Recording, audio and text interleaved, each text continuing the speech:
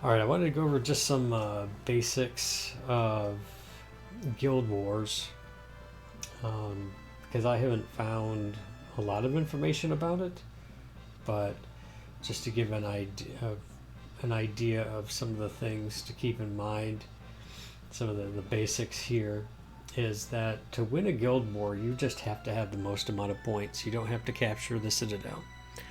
You just have to capture uh, as many locations as you possibly can.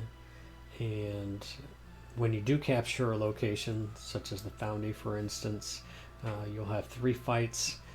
Every fight is worth, here I can just pull it up here. Every fight is going to be worth 20. And one thing to keep in mind is that even if you don't win, you can get as many of those 20 points as you can. So if you weaken the enemy, you lose, but you weaken the enemy because their stats are retained at the end of every fight.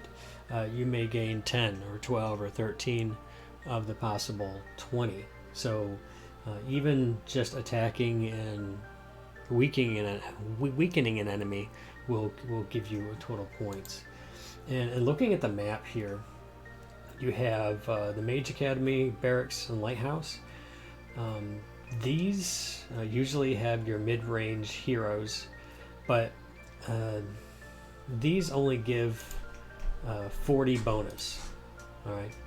The Bridge, Spring of Elements, Foundry, Bastion of Fire, Bastion of Ice, and Gates of Nature all give you 60 bonus points, and then the Citadel has 120.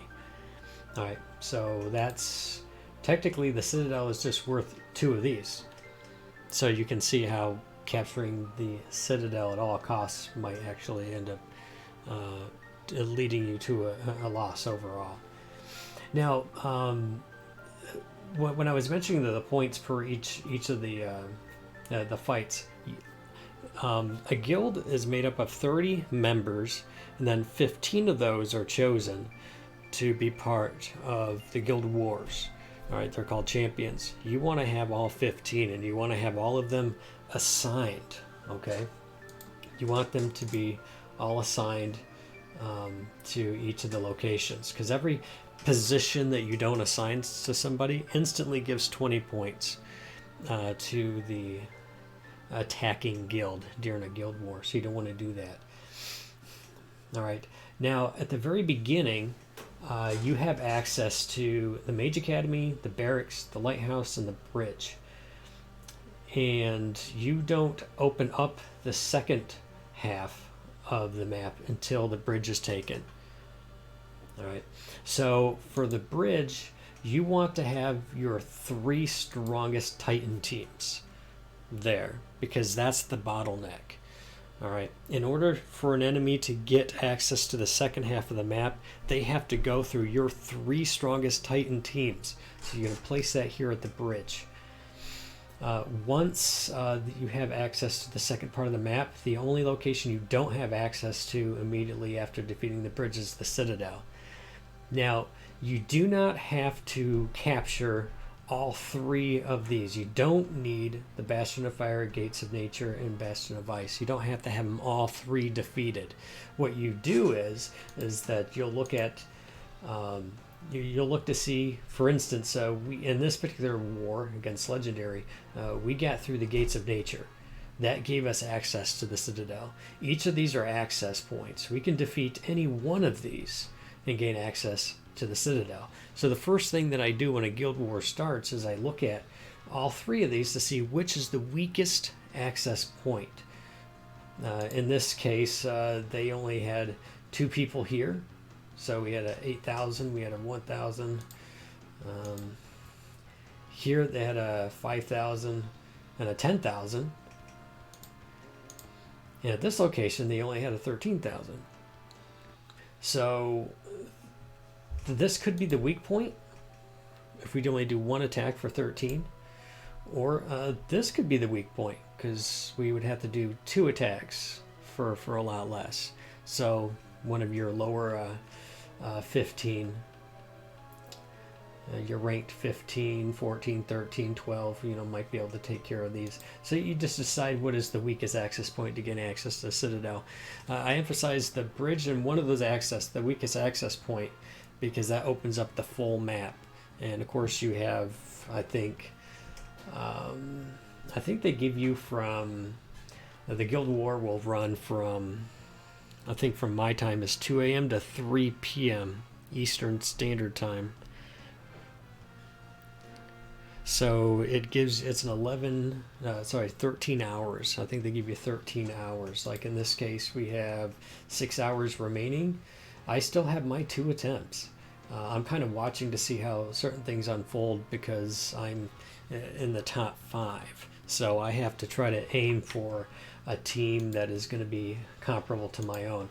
Which brings me to my next point, is that of your 15, ideally you want to, at the very beginning, and you can get as in depth with this as you want. You can get a spreadsheet and you can put together their top 15 and look at your top 15 and see how those match up.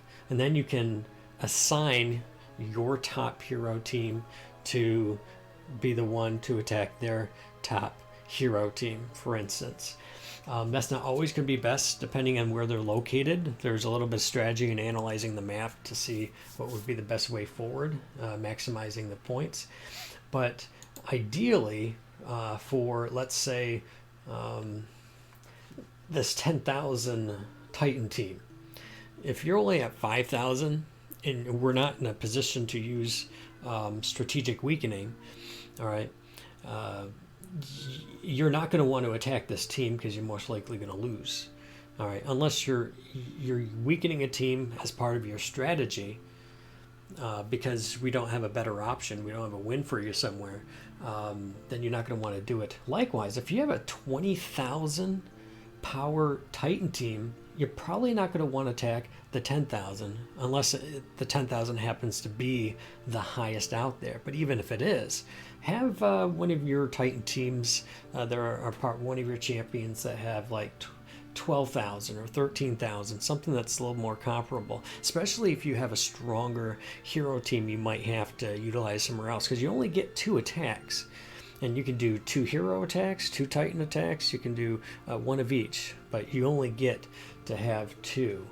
So you want to make sure that you're being efficient. All right. For instance, if there's only 2 teams left, 2 defending positions, and you have 2 attackers, of the defending positions, they could have 120,000 and 80,000, and your attackers could be 100,000 and let's see how I would want to set this up.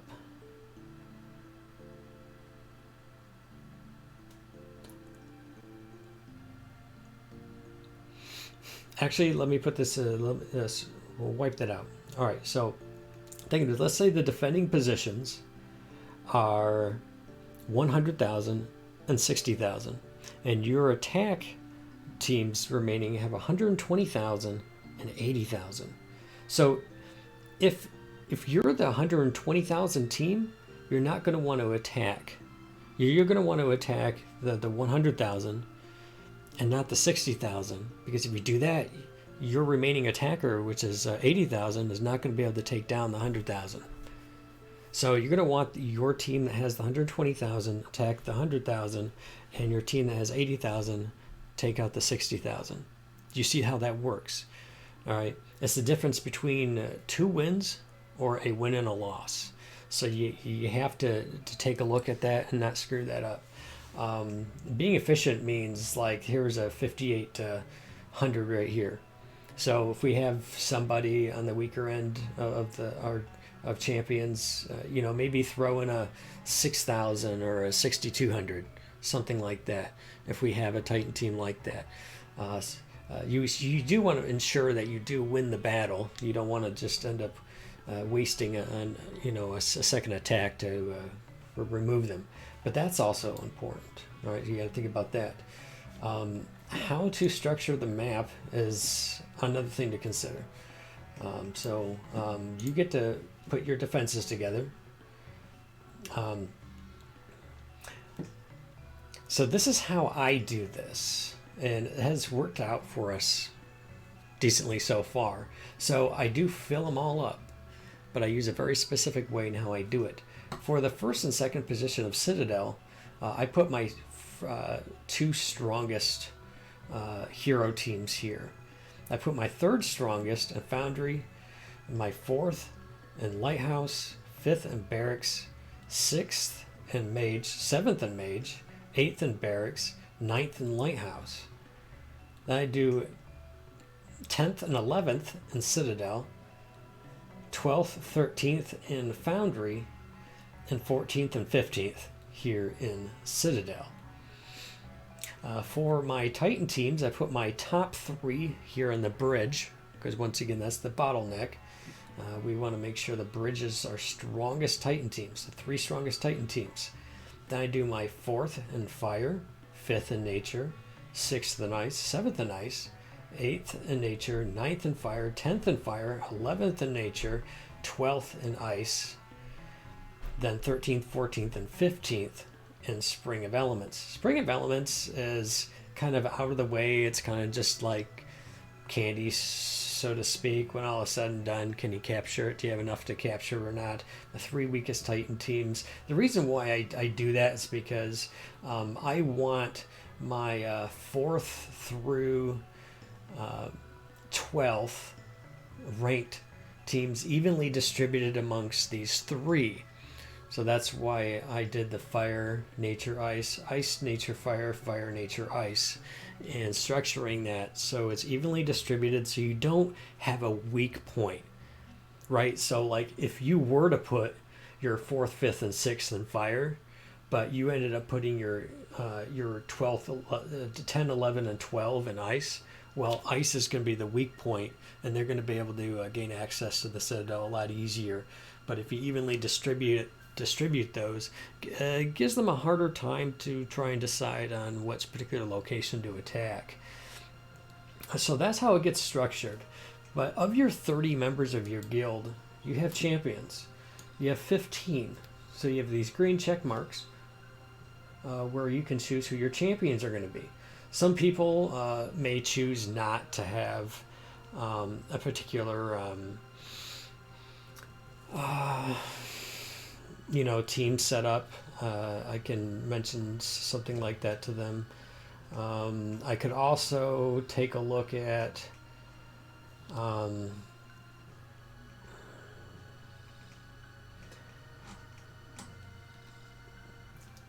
these are ranked according to, how are these ranked? It's unclear exactly how these are listed, but your strongest ones are at top. They may be listed according to adding the two powers together. If you added these together, where would that ranking be? The combination between the hero power and the Titan power. But ideally, you want your top 15 here. The only reason why I wouldn't is because maybe, like in this case, they have a very low Titan team, which is 28. Even though they have a 48 hero power, I'm willing to accept a 40 hero power as long as it's more balanced out, because each champion you choose, their hero team is going to defend a position and the Titan team is going to defend a position.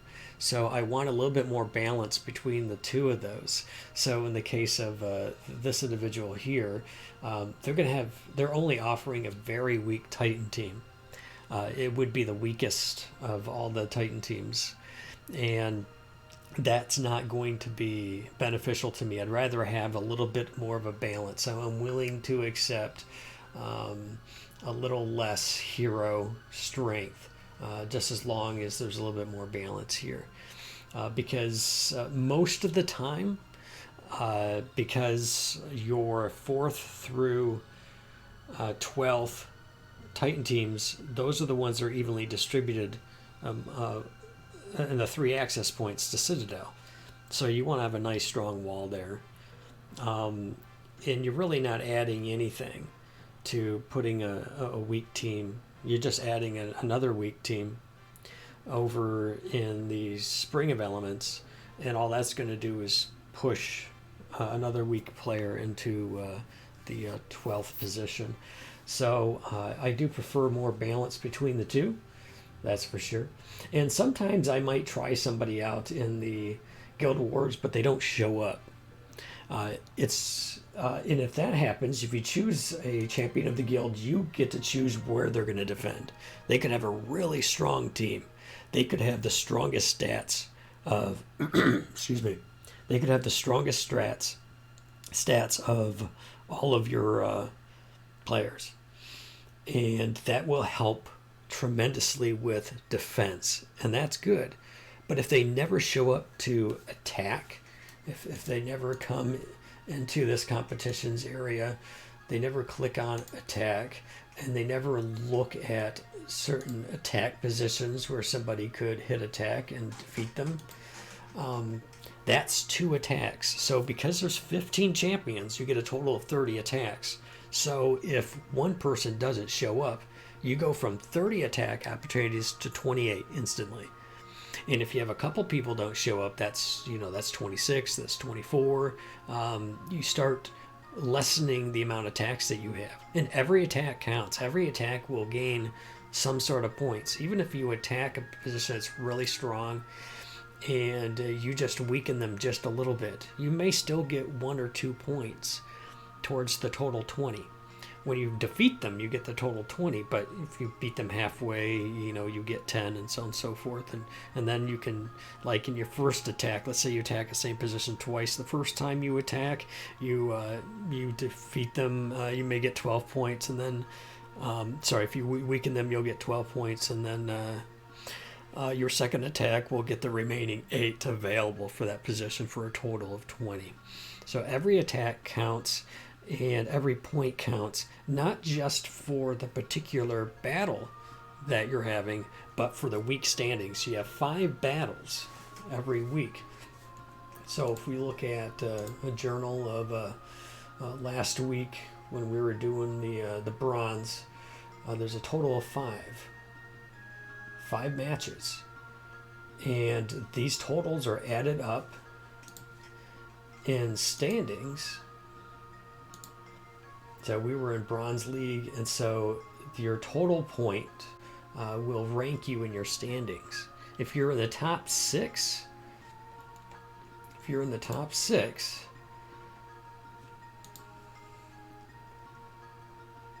at the end of the week, then you get to do a Guild War on Saturday, because it usually only runs from Monday to Friday. So on Saturday, you get to do this league promotion battle where a high-ranking bronze team, for instance, will go against a low-ranking silver, and if you win in that match, you get bumped up. You get promoted to the Silver League, and the team that you defeated that was in Silver League gets knocked back to Bronze League. So those battles take place on a Saturday. That's all that's for. None of those points go anywhere else. It's just you want to win that war. Otherwise, you have to work towards a new promotion, all of the following week. So I think that covers some of my thoughts. I do know that, for instance, the 2 things that have been the most important for me to think about is, other than keeping your team updated, that's another thing. Keep your team updated. These don't, your levels will increase, so as you strengthen your heroes and everything, that will automatically update the heroes and the titans that are chosen here. But if in the game, like with campaign and tower and all those other places, you decide to start switching to a new player, so in this case, instead of Ginger, I'm using Nebula, because Ginger's only 2-star, my Nebula is 4-star, and it just strengthens my team. I had to go in here and I had to hit gather team, and I had to make sure that I chose specifically, and I updated what my new team was based on who I was presently leveling up. If you don't do that, it's always going to be use the previous characters. So you can imagine what will happen if you forget to do that and weeks go by and you are only working on 5 characters, but a character you used a week, like used a couple weeks ago, it's back at level 48 because you stopped leveling them up, and because you preferred to focus on a new hero, which I'm doing with these 5, and that's totally going to weaken your position. So you got to make sure you go in here, you update your teams, and it may not matter now until you get higher up, but basically having strong meta teams or counters to them will be important. Also, as a team, you have your 15 guild members. You want to make sure that eventually that you might have to put together teams that are a little more variable, so you don't just have the same sort of teams, but you're going to want some metas, you're going to want some counters to them, just a mixed bag of certain teams. Also, as far as Titans, there's a few different ways that people have come to think about exactly like which Titans to use. There are 4 total Titans of 3 different elements. You have fire, earth, and water. And 3 of those 4 are basic ones. And 1 of those 4 are super Titans. As you can see here, I don't have any of the any of the 3 super Titans. There's Araji, which is the fire. You have Eden, which is the earth, and you have Hyperion, which is your water. I don't have those, but obviously if you have a super Titan, you definitely want to use those. Of the 3, you have 1 tank, and then you have 2 supports, and there's different types of support. But if you don't have, most people don't have, especially lower people who are just getting started and stuff, aren't going to have the super Titans. So if you don't have any super Titans, you definitely want to focus on some tanks up front. I've noticed that when I do Titan team against Titan team in the training area, I can see that the this lineup here works great. Angus is really strong, and I always use Ignis. Definitely use Ignis. He boosts your team, he buffs them, gives them I think it's like 40% increase in attack for 6 seconds, something like that. And Mari here does the complete opposite. He debuffs the opponent for 6 seconds. So between the 2 of those, I like using those personally. I noticed that some people use Nova, but I've used a variety of teams against each other, and unless Nova's stats like increase at a different rate as some of these others, I've noticed that not using Nova is better, for at least at this level. If I only have like 33, 34, when I match those together, the Nova team always loses no matter how I substitute them in for stuff. So I've used this for now, but keep in mind that you can swap in Nova for Mari if you want. But I like the debuff that Mari does. I certainly like the buff that Ignis does. Ignis should always be part of your team. And also make sure that your Titan teams always have 5 members to it. Now, sometimes I see people who have Titan teams who have 2, 3, 4, and you really need to keep that updated and make sure that you have 5. It doesn't hurt to have a level 1 Ignis in there, because if he survives enough to do 1 buff, that is going to totally change the strength of your team. Definitely have that in there. The other thing I wanted to mention, which I think is a very cool, I didn't have to go back this far to go into chat, is to go into these trainings. So especially when you get up to higher levels, when you start maxing things out, using this to create mock-up fights. So let's say that one of the teams that you're looking to possibly attack, all right, has, let's say, okay, so we have, the only thing we're substituting in is Vulcan and Silva. So let's say you had some max stats, or you have somebody who has stats that are similar. You can use this training area here to create a Titan battle area. So they had substituted Vulcan and Silva. So this is basically the team that they have, right? And so you can just choose that, and you can just put test or write anything else that you might want to put there. And then you can challenge it yourself. You can say, well, I think a good counter, might be, we're just going to go with something like this. Now, obviously, I don't have these leveled up, so it's not comparable to see, how it would, but you can go to battle. You can do this with hero teams as well to see if you can find a good, strong counter to the opponent that you're looking to fight. But obviously, that becomes more relevant when you're at higher levels, and you can do testing against teams like that.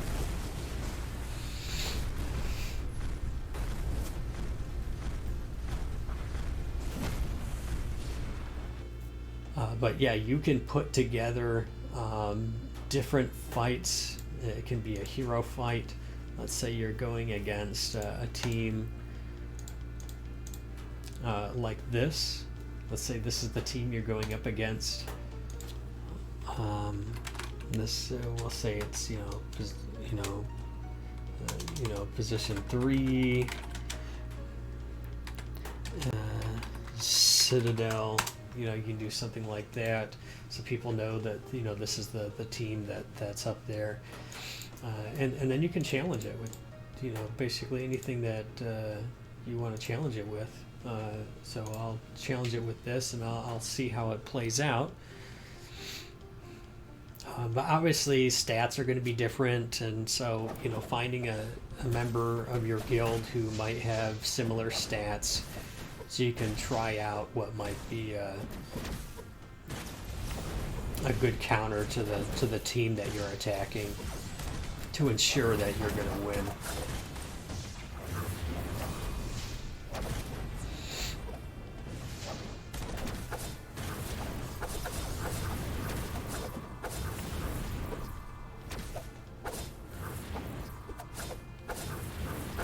It's always funny when it comes down to two Yasmins. But sometimes you also get different results, so you might have to set up the fight a few times.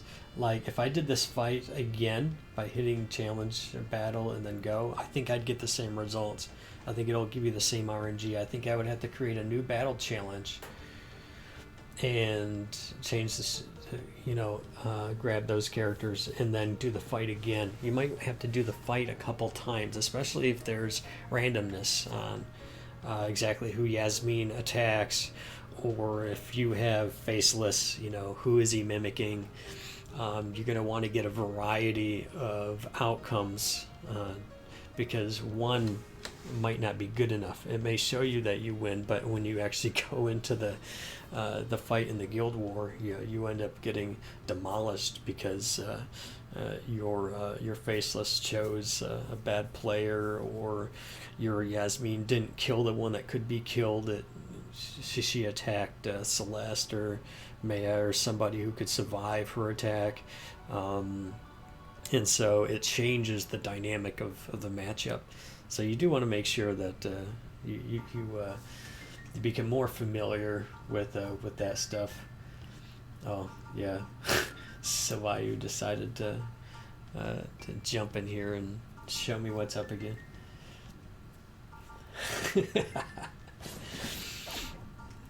So this is faceless here. Well, we'll see if he actually gets to do his attack. he does not.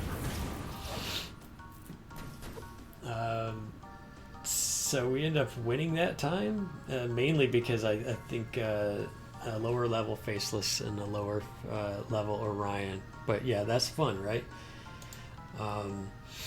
So other people can attack you, and you can go back and forth, and you can kind of get an idea of which characters could potentially win against others. That's a good thing to do. Like, I believe that the Facebook version of this game has an option where you can click a box to choose for all of your characters to have max out stats, so that you can test what max out would be and do trial and error. I think there's people higher level who are creating like spreadsheets and stuff of percentage win outcomes with certain teams against other teams. And in that way, that almost becomes like a rock, paper, scissors type style game where there's the randomness, but there's also, counters to teams and counters to those counters. And I think it really gives the attacker the advantage. This is something that you can do in Tower, where you can see what the matchup is going to be. It's like this in Dungeon 2, and you can choose which heroes you want to attack the position. That's a good opportunity to learn. Like, for example, yesterday I was playing in Tower, and I noticed that my Yasmin team wasn't doing well against a Helios team. I got demolished, but I exited out. I did a retreat, and I could redo it without any consequences, and I swapped out. I removed Yasmin. I put in Kark, Nebula, and Jorgen, and I went back into that, and I completely smashed the team. So sometimes just being aware of those matchups are going to be good. In Guild Wars, you don't have the opportunity to switch your characters. You choose before the Guild War what your characters are going to be, and as soon as the Guild War starts, you're stuck with those characters. Those are the ones that are going to defend that position, and those are the ones that you'll be able to attack with. But you do have the flexibility of who you attack, and once again, like I said, that has not only something to do with the stats, but also with the hero matchup. Like I said, that probably won't be as relevant unless you're a maxed out team going against a maxed out team. But until then, keep it in the back of your mind. It is a factor that goes into the Guild Wars. And so with that, I think I've shared everything that I want to share about Guild Wars. One other thing, this is great. So there are rewards depending on what guild that you're in. So for example, we're in Silver League now. We have your weekly rewards, meaning what position you are in the standings, and also if you lose a war even, or you get a draw, you still get resources. And so this is why you would want to be a champion, for example, because look, you get 40 versus being a participant. A participant would be the other members of your guild who aren't champions. So you're only getting half of what the champions are, plus you don't get to really participate. I don't know why they're called participants, other than you're part of the guild that happened to have won. But you can use these resources in the merchant. You can do exchanges here. You can always exchange down. You can't exchange up. So I can't use 4 of my bronze trophies to get 2 silver, but I can purchase 4 bronze trophies with 2 silver. And you can use these to pick up items, especially the Titan potions early on. These are pretty much the only things I buy right now, but eventually, you might want to try to aim for one of these. I definitely want to upgrade my Nebula, which is pretty close to a 5-star Nebula. I have a 4-star Nebula right now, so that's going to be something I'm going to be eyeing. But there's some other characters here that you normally can't get through other means, so you definitely want to do well, and you want to not forget to go and purchase your Titan potions, strengthen your Titan teams, and so on and so forth. I always keep an eye. I can click here, this little blue for my roster. I can see that we still have 13 attacks left. That's something to keep in mind. 0 of 2 means that they participated and they did their 2 attacks. Maxon hasn't done their attacks yet today, but that's not that big of a deal. There's 5.5 hours left. They'll probably kick in. You can also look at the opponent. They have 18 left. In fact, I've seen where there's 30 minutes left and they still have 18 attacks left. Like, you have to make sure you do attacks, and teams will lose because they're not doing anything. You know, they're not participating. Which actually brings me to another point, and I'm glad I thought about it, is how to work your guild in a way that you can get a good top 15 to begin with. Like right now, my settings for the guild is 40, but you know, I can change this to 50 as a minimum team level to join. I've noticed that when you put it to 50, you don't get very many people joining, but if you put it to 40, it usually fills right up. And so one thing you want to do is you want to keep your guild active, because part of being able to strengthen your team for Guild Wars is having a good active guild that releases presents. See, we have 5 presents I can give out, and any present I give out will have these items in it. And so it's important that people stay active on that. I created another video that you'll want to take a look at that goes a little bit more in depth on what does it look like to get a minimum of 700 activity points per day and 90 Titanite per day. Like, if you wanted to set that as a minimum or a goal for all of your guild members, I have a video walking through exactly how to do that and do it quickly, and explaining how to do it successfully. But be mindful of inactive players. If you have an inactive player, like a Cool Bobo here has been logged out for 2 days, they haven't contributed anything yesterday, and they haven't contributed anything yet today. So if that goes up to 3 days, that goes to 4 days, kick them out. You can put them on the blacklist, you can dismiss them, freeze it up so you have 29 out of 30, and a new person will come in. So you want to continue to keep these active. And in fact, other than that one example, everybody's been logged in today, and they have been contributing. So you want to keep the guild active. You got to kick people out. You got to give them fair warning. This is where we draw the line. If you've been logged out for 3+ days, we'll give you the opportunity to join another guild that might be a little bit more casual. But we're looking to build a strong guild. We want to win, and we want to grow as quickly as we can. So we have to have rules like that. Right now we're at the 3+ days. We'll get kicked out, and I'll strengthen that as time goes on.